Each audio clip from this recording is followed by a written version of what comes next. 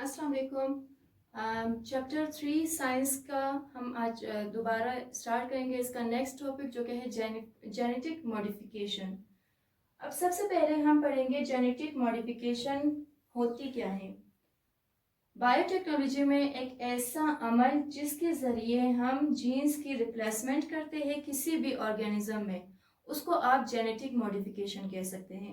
जैसे कि हमने कल भी पढ़ लिया था, जब डीएनए रिप्लेसमेंट जब होती है, या सॉरी, जब हमारे पास बैक्टीरिया के सेल में से हमने प्लाज्मिड निकाला था और दूसरे जो हमें जीन चाहिए था किसी भी ऑर्गेनिज्म में से, उसको हमने प्लाज्मिड के साथ यानी मिलाकर हमने जब बैक्टीरिया के अंदर इंसर्ट किया था, तो वो हमारे पास जेनेटिक मॉडिफिकेशन कहलाती है। अब इसमें आपके पास कितने मेथड्स होते हैं या कितने मरहले होते हैं। जेनेटिक मॉडिफिकेशन की तो डेफिनेशन यही होगी कि रिप्लेसमेंट ऑफ जीन्स किसी भी ऑर्गेनिज्म में। इसके 3 मरहले आपके पास कौन कौन से हैं। एक है रिमूवल। किस चीज़ की रिमूवल? रिमूवल ऑफ जीन्स, यानी सबसे पहले जीन की रिमूवल होती है। दूसरा है इंसर्शन ऑफ जीन्स, जब जीन को इंसर्ट किया जाता है। और तीसरा आपके पास है रिपेयर,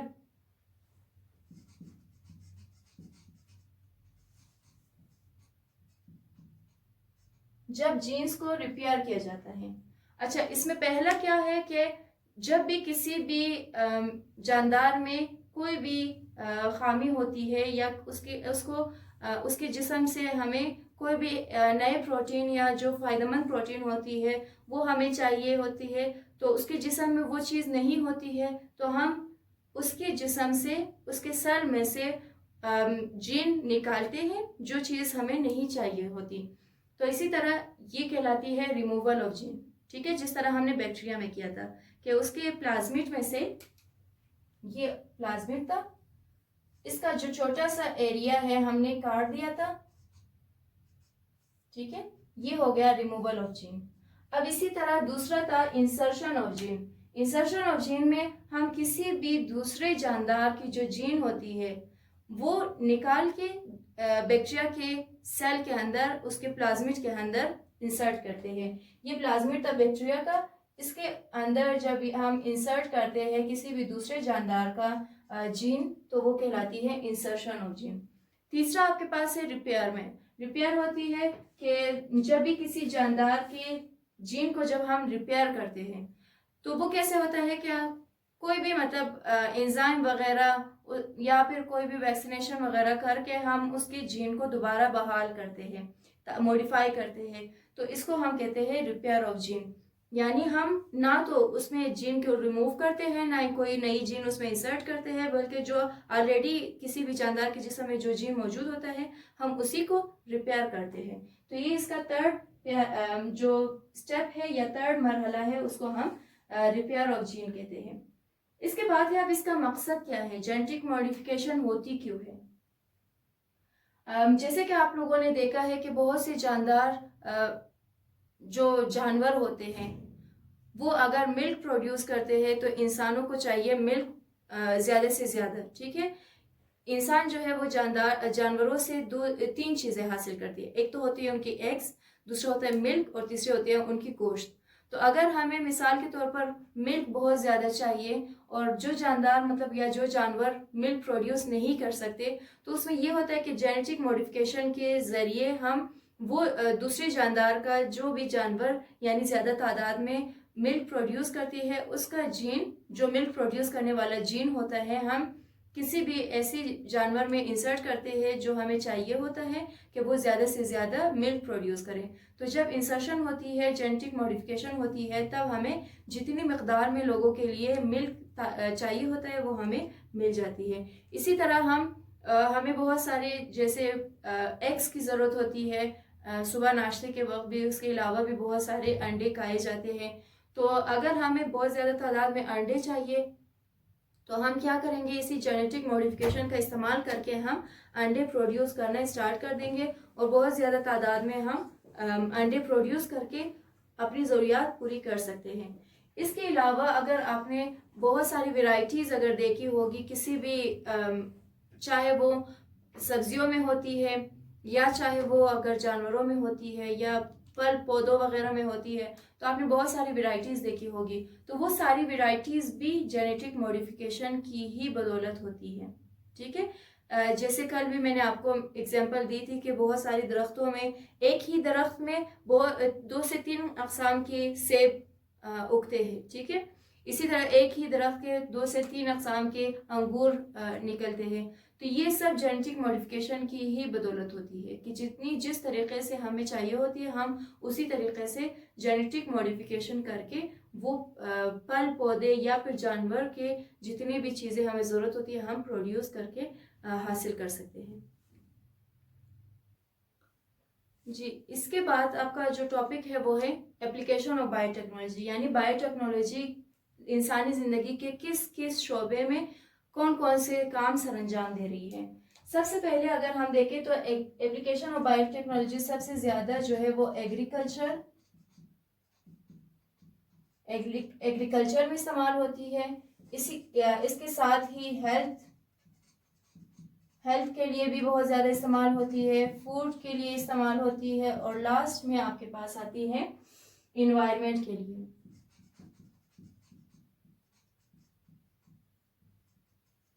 ये 4 ऐसी चीज़ें हैं जहाँ पे आपके पास एप्लीकेशन ऑफ बायोटेक्नोलॉजी होती है।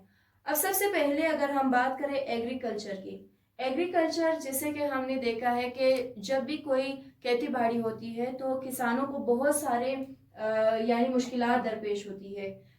मिसाल के तौर पर अगर एक दरख्त है तो उस पर बहुत सारे कभी कभार ऐसे होता है कि हशरात जन्म लेती है। ठीक है, या फिर दरख्त के अंदर कीड़े मकोड़े पैदा हो जाती हैं। सही, तो इसी तरह यानी आप कह सकते हैं हर्बिसाइड्स या पेस्टिसाइड्स वो प्रोड्यूस होते हैं। तो अब इसी हर्बिसाइड्स या पेस्टिसाइड का मतलब है कि जो ज़मीन में निकलने वाले कीड़े मकोड़े होते हैं, और हर्बिसाइड जो यानी दरख्तों पे निकल आते हैं, जो सब्जी वगैरह पे निकल आते हैं, वो हशरात होते हैं। तो अब ये दोनों चीज़ें या ये दोनों जो जानदार है वो एग्रीकल्चरल लैंड के लिए या फील्ड के लिए बहुत ही ज़्यादा मुज़िर होती है। इनको हमें ख़त्म करना है ताकि हमारी जो खेत होती है वो ख़राब ना हो। तो क्या करते हैं कि साइंटिस्ट ने या बायोटेक्नोलॉजी में जो काम करने वाले लोग हैं, उन्होंने अब एक केमिकल का इस्तेमाल करके बहुत सारे जो कीड़े मार अद्वियात होती है वो उन्होंने बनाई है ताकि उनका स्प्रे करके इन चीज़ों को ख़त्म किया जा सके। और इसी तरीके से जब ये जो जानदार मुज़िर होती है एग्रीकल्चर के लिए, वो अगर ख़त्म हो जाए तो एग्रीकल्चर को आप मज़ीद बेहतर बना सकते हैं। सही, यानी कि इसमें क्या होगा कि डिजीज़ रेजिस्टेंट जीन इसमें इस्तेमाल होती है एग्रीकल्चर के लिए, डिजीज रेजिस्टेंट जीन। यही चीज है कि जो डिजीज रेजिस्टेंट जीन होती है, यानी ऐसा जीन जो कि बीमारी को रोक सकती है, वो जीन निकाला जाता है, बैक्टीरिया के अंदर इंसर्ट किया जाता है। फिर उसके बाद बैक्टीरिया हर 20 मिनट्स के बाद उसके मल्टीप्लिकेशन करके वो प्रोड्यूस करना स्टार्ट कर देती है और अपने जिस्म से जो फालतू जीन उनको ज़रूरत नहीं होती है वो एक्सक्रीट कर देती है और वो प्रोटीन की शक्ल में हमें मिल जाती है। और इसी तरीके से यही चीज़ हम स्प्रे वगैरह की सूरत में मुख्तलिफ दरख्त या उसके पास या फिर उनके ऊपर स्प्रे करके हम इस्तेमाल करते हैं ताकि एग्रीकल्चर को हम मज़ीद बेहतर बना सकें। ठीक है, ये एक चीज़ होती है। या तो ये भी होता है कि एग्रीकल्चर में कम या ज़्यादा मकदार में मिनरल्स प्रोड्यूस हो जाती हैं। अब मिनरल्स जब प्रोड्यूस होती है तो उसमें भी इसी तरीके से हम जेनेटिक मॉडिफिकेशन करके उसको भी कम या ज़्यादा कर सकते हैं। यानी वो जीन हम इंसर्ट करेंगे, वो जीन हम बैक्टीरिया में इंसर्ट करेंगे जो कि मादनियात की बराबर मकदार रखती है, ना ज़्यादा हो ना कम हो। तो उससे भी हम एग्रीकल्चरल जो डिजीज़ होती है या इनकी जो खामियां होती है उसको हम रोक सकते हैं। ये आपके पास फर्स्ट हो गया है एग्रीकल्चर के लिए। इसी तरीके से आपके पास है सेकंड हेल्थ के लिए। अब हेल्थ के लिए भी इंसान जो जितने भी मतलब डॉक्टर्स वगैरह हैं उन्होंने या फिर बायोटेक्नीशियन जो लोग हैं उन्होंने क्या किया है कि दो मेथड्स, दो स्टेप में इनको तकसीम किया है। एक है सबसे पहले जो बीमारी होती है उसकी आइडेंटिफिकेशन, ठीक है, यानी सबसे पहले हम क्या करेंगे कि आइडेंटिफाई करेंगे, और दूसरा इसमें आता है ट्रीटमेंट, यानी सबसे पहले जो बीमारी होगी उसकी तशखीस होगी कि वो बीमारी किस वजह से हुई है, क्यों हुई है और कौन सी बीमारी है, ठीक है। उसके बाद उसकी ट्रीटमेंट होगी कि यानी ये बीमारी किन किन तरीकों से उसका इलाज हो सकता है। तो ये दो स्टेप्स होती है हेल्थ के लिए। अब इसके बाद जितनी भी मतलब जो ख़तरनाक बीमारियां हैं उनके लिए बहुत सारे इस तरह के हमारे पास हेल्थ डिपार्टमेंट की तरफ से या बायोटेक्नीशियन की तरफ से हमारे पास बहुत सारे बायोटेक्नोलॉजी में एप्लीकेशन भी इसका हुआ है, जिसमें बहुत सारी चीज़ें हमारे पास बनी भी है हेल्थ के लिए। सबसे पहला इसमें है इंसुलिन। अब इंसुलिन क्या होता है ये हम नेक्स्ट जो टॉपिक है नेक्स्ट लेक्चर में हम लाजमी इसको कम्प्लीटली पढ़ेंगे। सबसे पहले थोड़ा सा आपको बता दूं कि इंसुलिन पहले भी मैंने बता दिया है कि जो शुगर पेशेंट्स होते हैं या फिर डायबिटीज़ जो पेशेंट होते हैं उनके जिस्म में या इंसुलिन की कमी हो जाती है, ठीक है। तो ये चीज़ होती है कि इंसुलिन अब प्रोड्यूस किया जाता है उन पेशेंट्स के लिए, डायबिटीज़ पेशेंट्स के लिए इंसुलिन प्रोड्यूस किया जाता है, फिर उनके जिस्म में इंसर्ट किया जाता है और इसी तरीके से उनकी ट्रीटमेंट हो सकती है। दूसरा आपके पास है वैक्सीन। वैक्सीन क्या होती है? अब ये वो तमाम जितनी भी बीमारियां होती है उनको प्रिवेंट करने के लिए या उनके बचाव के लिए मुख्तलिफ वैक्सीन बनाई जाती हैं। जैसे मिसाल के तौर पर हैज़ा, टाइफाइड या फिर इस तरह की जो बड़ी बड़ी बीमारियां होती है, पोलियो वगैरह, उनके लिए वैक्सीन बहुत सारे प्रोड्यूस की जाती है। मलेरिया के लिए भी है, इसी तरह HIV का भी बनाने जा रहे हैं। तो बहुत सारी ऐसी वैक्सीन है जो कि बनाई जाती है या बनाई गई है ताकि हेल्थ केयर हो सके। इसके बाद है ग्रोथ हार्मोन। ग्रोथ हार्मोन्स क्या होती है कि ग्रोथ हार्मोन में आपके पास बहुत सारे ऐसे बच्चे हैं जो ग्रोथ नहीं कर सकते, यानी उनकी जो बढ़ने की सलाहियत होती है वो एकदम से रुक जाती है।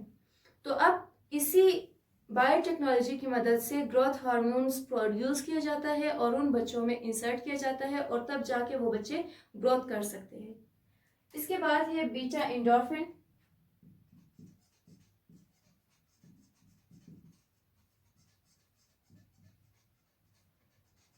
बीटा एंडोर्फिन में आपके पास क्या होता है कि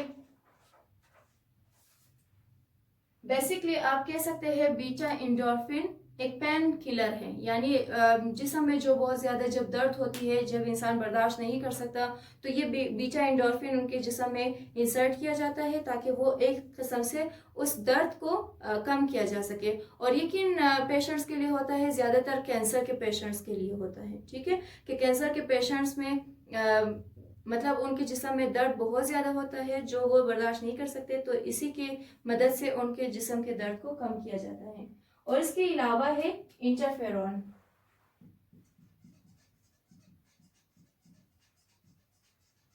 इंटरफेरॉन क्या है?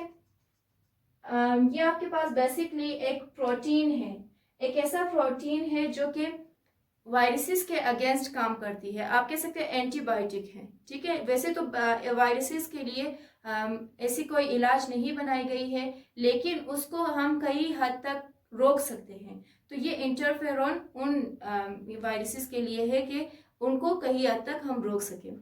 ये है हेल्थ के लिए कि कौन कौन सी चीज़ें अभी तक बायोटेक्नोलॉजी की मदद से इंसानों के लिए बनाई गई है। इसके बाद है फूड। फूड में हम अगर इंसान की बात करें तो फूड दो चीज़ों से हासिल करते हैं, एक होती है प्लांट्स और दूसरा होता है एनिमल्स। अब प्लांट्स में भी बहुत सारी, आप एग्रीकल्चर में आपने पढ़ लिया कि बहुत सारी डिजीजेस पैदा हो सकती है पेस्टिसाइड्स या फिर हर्बिसाइड्स की मदद की वजह से। तो उनको हम डिजीज रेजिस्टेंट जीन की मदद से हम रोक सकते हैं, ठीक है। या फिर उनकी प्रोडक्शन हम मज़ीद ज़्यादा कर सकते हैं कि यानी अगर हमें चाहिए कि मिसाल के तौर पर पालक की मकदार ज़्यादा हो, तो हम क्या करेंगे कि उनकी प्रोडक्शन के लिए वो जीन हम इस्तेमाल करेंगे कि वो प्रोड्यूस ज़्यादा कर सके, ठीक है, पालक। तो हम बैक्टीरिया में इंसर्ट करेंगे, फिर बैक्टीरिया को उसी यानी उन वो क्या करेंगे कि इसी प्रोटीन को या इसी प्रोडक्शन को वो प्रोड्यूस करना स्टार्ट कर देंगे। उसके बाद हमारे पास काफ़ी मकदार पालक की आ जाएगी। ये होगा प्लांट में। अब इसके अलावा क्या है एनिमल्स में, जैसे पहले भी मैं बता चुकी हूँ कि एनिमल्स से हम कौन कौन सी चीज़ें हासिल करते हैं। एक होगा, एक सब एनिमल से तो नहीं होता, लाजमी बात है कि मुर्गी से ही होता है, ठीक है। एक है मिल्क, देन लास्ट में आपके पास है मीट यानी गोश्त। अब इन्होंने क्या किया है, जिन दो चीज़ों से हम यानी मुर्गी से अगर हम एग और मीट हासिल कर सकते हैं, तो इन्होंने ख़ास तौर पर दो किस्म की मुर्गी या मुर्गे बनाए हैं जिससे हम मीट हासिल कर सकते हैं और जिनसे हम एग हासिल कर सकते हैं। अब बायोटेक्नोलॉजी की मदद से जिन मुर्गियों को मतलब जो मुर्गियाँ ज़्यादा अंडे दे सकती थी, उनका नाम है लेयर, यानी ये मुर्गियाँ बायोटेक्नोलॉजी की मदद से बनाई गई ताकि जितनी भी लोगों के लिए अंडों की ज़रूरत है वो इस मुर्गी से हासिल किया जा सके। इसी तरह एक और मुर्गी जिसका नाम है ब्रॉयलर, यानी जो ब्रॉयलर हैंस हैं वो ज़्यादा से ज़्यादा मीट प्रोड्यूस कर सकते हैं, यानी गोश्त की मकदार यहाँ से बराबर हो जाएगी। अब मुर्गे के अलावा वो तमाम जानदार या वो तमाम जानवर जो यानी इंसान खुराक के तौर पर इस्तेमाल कर सकते हैं, उनमें अगर ऐसे जानवर है कि जो मिल्क कम देती है, तो दूसरे जानवर जैसे कि मिसाल के तौर पर अगर गाय है वो दूध ज़्यादा देती है, तो उसकी जो जीन है वो इंटर किया जाएगा बैक्टीरिया में, और इसी तरह वो बैक्टीरिया मिसाल के तौर पर बकरी में इंटर किया जाएगा, और इसी तरह आहिस्ता आहिस्ता उसकी जो प्रोडक्शन होगी मिल्क की वो ज़्यादा होगी, और वैसे ही फिर मीट का होगा, यानी जिस भी जानवर की गोश्त ज़्यादा मकदार में ज़रूरत होगी उसकी बायोटेक्नोलॉजी की मदद से यानी ये अमल होता जाएगा और गोश्त भी बराबर मकदार में फिर लोगों को पहुंचती जाएगी। अब लास्ट हमारे पास है इन्वायरमेंट। जैसे कि आपको मालूम है कि अगर ज़्यादा से ज़्यादा केमिकल्स वगैरह इस्तेमाल हो जाएगी, या अगर दुनिया में जितनी भी आबादी बढ़ती जाएगी उतनी ही आलूदगी भी बढ़ती जाएगी। तो अब लोगों ने क्या किया कि बायोटेक्नोलॉजी की मदद से इन्होंने सबसे पहले बायोपेस्टिसाइड्स बनाए। अब पेस्टिसाइड्स आपको मालूम है कि कौन से इंसेक्ट्स है, वो इंसेक्ट्स जो ज़मीन में पैदा होते हैं, ठीक है। इनके लिए बायोटेक्नोलॉजी की मदद से बायोपेस्टिसाइड्स बनाए गए ताकि उनको वो कीड़े जो अगर ज़मीन को गंदा करती है, ज़मीन को ख़राब करती है, उनको ख़त्म किया जा सके। इसके अलावा इन्होंने बायो फर्टिलाइज़र बनाए। बायो फर्टिलाइज़र यानी वो ज़मीन जो अगर ज़्यादा मकदार में जिस पे काश्त नहीं हो सकती, या फिर जहाँ पे पानी की मकदार ज़्यादा होती है, या वो इलाके जहाँ पे नमक की मकदार ज़्यादा होती है, बायो फर्टिलाइज़र की मदद से उन तमाम ज़मीन को सही किया जाता है ताकि वहाँ पे काश्तकारी आसानी से हो सके। इसके अलावा बायो सेंसर प्रोड्यूस किए गए। बायो सेंसर यानी जहाँ पे कोई भी छोटी सी भी अगर माहौलियाती आलूदगी वगैरह अगर उसका खदशा हो, तो इस बायो सेंसर की मदद से वो पहले तो मतलब आइडेंटिफाई किया जाता है, फिर उसके बाद उस पर काम करके उसको सही किया जाता है। ये आपके पास वो तमाम एप्लीकेशंस है बायोटेक्नोलॉजी का जो आम जिंदगी में इस्तेमाल होती है और जो कि लोगों के लिए बनाई गई है। अब अगर इससे रिलेटेड आप लोगों को कोई भी क्वेश्चन हो या अगर कुछ भी समझ ना आया हो तो आप कमेंट सेक्शन में अपने क्वेश्चंस पूछ सकते हैं।